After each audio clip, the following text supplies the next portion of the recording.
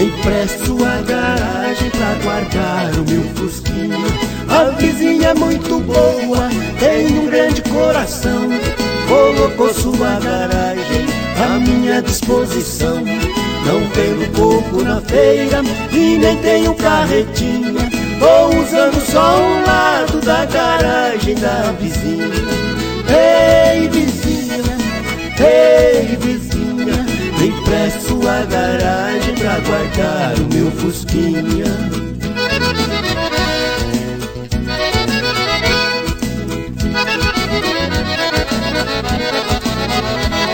Eu tô sendo criticado pelo estado do fusquinha, tão dizendo que ele enfeia a garagem da vizinha.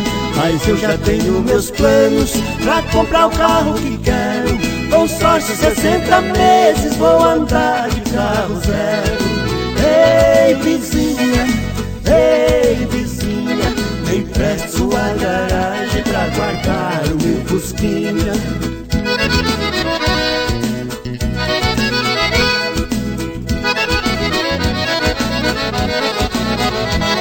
Às vezes eu chego tarde, fico com vergonha dela, estaciono meu fusquinha perto da sua janela.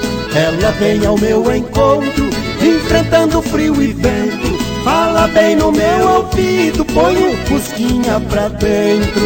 Ei vizinha, me empreste sua garagem pra guardar o meu fusquinha. Ei vizinha, me empreste sua garagem pra guardar o meu fusquinha. Me empreste sua garagem pra guardar o meu fusquinha. Me empreste sua garagem pra guardar o meu fusquinha.